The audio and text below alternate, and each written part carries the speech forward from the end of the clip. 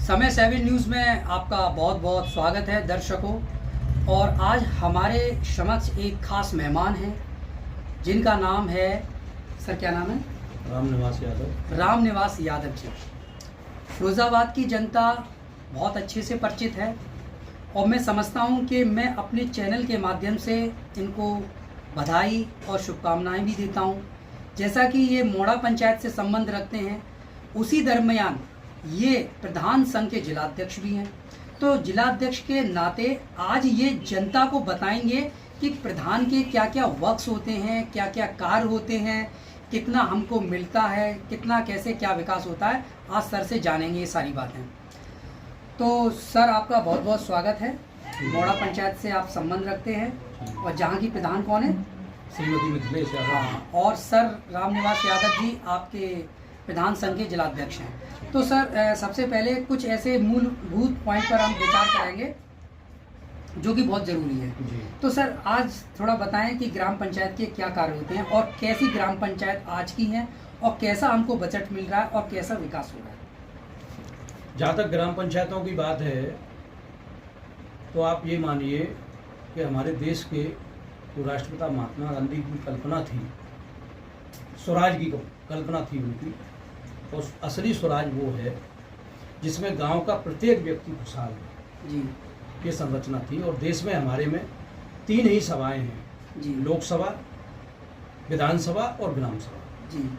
और इन तीनों सभाओं में ग्राम सभा महत्वपूर्ण है क्योंकि ग्राम सभा जमीन पर काम करती है। जी। बाकी की दोनों विधानसभा हो या लोकसभा हो, ये एसी में बैठ के काम करते हैं और तमाम लोगों को गांव की जो असली मूलभूत समस्याएं होती हैं, जी। व्यक्ति की आवश्यकताएं होती हैं, उनकी जानकारी भी नहीं होती है।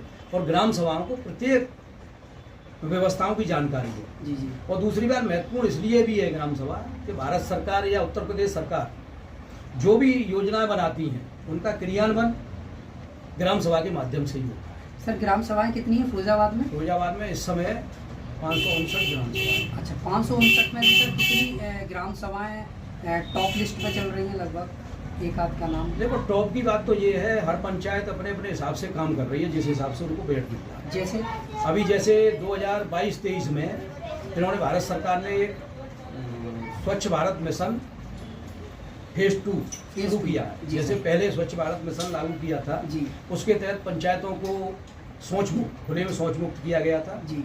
और अब पंचायतों को स्वच्छ भारत मिशन ग्रामीण के फेज 2 के तहत कूड़ा कचरा और जल भराव से मुक्त करने का काम किया गया है। इस समय वर्तमान में चल रहा है। पिछले वर्ष में 22-23 में जो पंचायतें 5000 से ऊपर की आबादी की थी उनको रखा गया था और उसके तहत पंचायत की जो भी आबादी थी जी, उस आबादी में 720 रुपये प्रति व्यक्ति के हिसाब से बजट दिया गया था उन पंचायतों को, जिनकी आबादी 10,000। हाँ, जिनकी 5 से ऊपर थी। अच्छा, 5 से जितनी भी थी। और अब दूसरे वाले इस वर्ष में जो चालू वित्तीय वर्ष है इसके अंतर्गत 2000 तक से ऊपर 5000 से कम और 2000 से अधिक जो भी पंचायत हैं उनको लिया गया है। जी। लेकिन अब बजट इनका कम कर दिया है जी। अब इन्होंने 340 रुपये प्रति व्यक्ति के हिसाब से रखा है, चाहे 10,000 की आबादी हो या 5,000 की। जी। 5 से लेकर 5 से ऊपर जो आबादी थी, अच्छा, उसमें इन्होंने बजट 720 रुपये प्रति व्यक्ति के हिसाब से दिया था। जी। जी। लेकिन अब जो 5000 से कम और 2000 से अधिक जो भी पंचायत हैं उनको 340 रुपये प्रति व्यक्ति के हिसाब से दिया है, जिसके तहत उस बजट से पंचायतों को उसमें से भी 70% ये शासन से मिलेगा और 30% पैसा जो पंचायत के पास है अनटाइड फंड उसमें से लिया जाएगा। उससे गांव का विकास होगा, जिसके तहत एक आरआर सेंटर पंचायत में बनाया जाएगा। आरआर सेंटर का मतलब ये है वहाँ पर गांव का जो भी कूड़ा कचरा है उसको वहाँ पर एकत्रित किया जाएगा और वहाँ पर 4 पोर्शन बनाए जाते हैं जिसमें कूड़े को 4 भाग में बांटा जाता है। सर वो आप उसकी बात तो नहीं कर रहे जो इस समय प्लास्टिक मुक्त करने के लिए वो नेट टाइप का जाल? हाँ, प्लास्टिक बैंक है वो अलग है। अच्छा, वो अलग। प्लास्टिक बैंक अलग है, लेकिन ये आरआर सेंटर उसी में आ जाता है। ये सारा गांव का जो भी कूड़ा है आपका वो टोटल वहीं आ जाता है, चाहे वो प्लास्टिक हो या जो भी हो। जी। आरआर सेंटर बनाते हैं और उसमें खाद भी तैयार होती है पूरे से।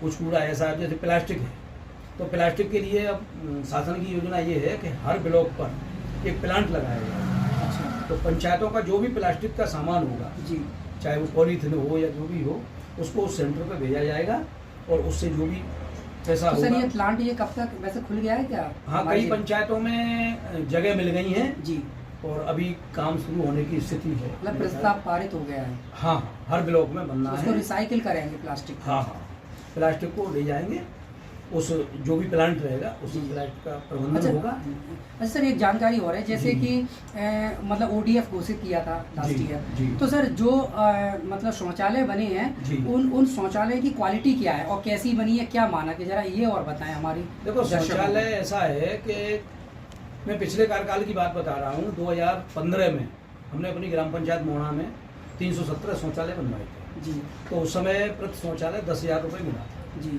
तो 10,000 रुपये के अंतर्गत भी उसके 2 सोख्ता गड्ढे बने थे। 200 का। 2 सोख्ता गड्ढे, और उसका जो सीट का जो उसका जो ढांचा होता है सीट का, उसकी जी। सीट ऐसी होती है जैसे शौचालय में हम जाता है कोई व्यक्ति, तो वो 2 लीटर से पानी अधिक ज़्यादा नहीं उसको डालना चाहिए। जी जी तो वो सोख्ता गड्ढा छोटा 1x1 का होता था। जी जी। 1x1 का। हाँ, 1x1 का, और एक गड्ढा एक समय चालू रहता है। जब भर जाएगा तो दूसरा गड्ढा चालू होगा, जी। और वो भरने के बाद में 6 महीने में उस गड्ढे के अंदर खाद तैयार हो जाती है। अच्छा। वो खाद ऐसी कि बिल्कुल बदबू मुक्त, और शहर में आपको 300 साढ़े 300 रुपये प्रति किलो मिलेगा। जी जी। अच्छा, तो जो भी मानक के अनुसार बने हैं, जैसे हमारी पंचायत में जो भी बने हैं वो टोटल आज भी शौचालय चालू हैं, क्योंकि हमने मानक के अनुसार बनवाए हैं। कितने % सर शौचालय चालू है?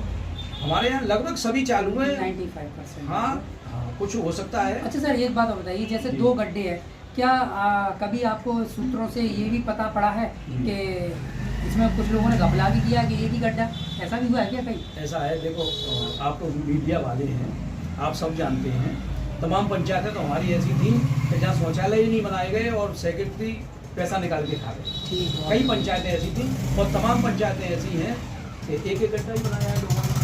तो वहाँ शौचालय आज दयनीय स्थिति में है या बिल्कुल टूट रहे हैं। अब ये सच्चाई तो ये है। सर अभी सौंदर्यीकरण जैसे पोखरों जी। का हो रहा है, तालाबों जी। का हो रहा है, जी। तो सर इनका कुछ मानक तो होगा कि इनको कितनी मिट्टी खोदनी है, हाँ, बिल्कुल माना। और मशीनों से खोदनी है, कितनी खोदनी है, और उस मिट्टी को जी। क्या उसी पंचायत में एडजस्ट करना है कंस्ट्रक्शन के लिए, जी। या उनको अधिकार है कि वो उसको बाहर बेच दें?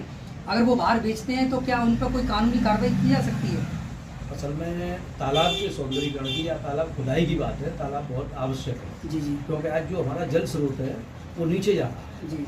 तो इसके लिए तालाब बहुत जरूरी है, क्योंकि जल का जब तक हम प्रबंधन नहीं करेंगे, जल को बचाएंगे नहीं, जमीन के अंदर नहीं डालेंगे, तब तक स्रोत हमारा और नीचे चलता रह जाएगा। हर साल ये है कि 10 फीट स्रोत उतर जाता है अच्छा। हर साल।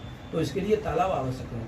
तालाब जहाँ तक बनाने की बात है, तो तालाब ज़्यादातर मनरेगा के अंतर्गत बनाए जाते हैं, जी और मनरेगा के अंतर्गत जिस तालाब की खुदाई होगी तो वो मजदूरों के द्वारा होगी, उसमें मशीन नहीं चला सकते। जी। अगर कहीं मशीन की आवश्यकता है तो फिर हमें राज्य वित्त से पंचायतों को उसकी कार्य योजना बनानी पड़ती है। उसके तहत अगर हम मनरेगा के तहत मशीन चला रहे हैं तो गलत चला रहे हैं, क्योंकि मनरेगा का मतलब ये है लोगों को रोजगार उपलब्ध कराना, जी जी। व्यक्तियों को। उसके अंदर हम मशीन नहीं चला सकते। और जहाँ तक मिट्टी वाली बात है, तो मिट्टी तो ये है कि उसकी खुदाई होके उसका बॉर्डर बनेगा।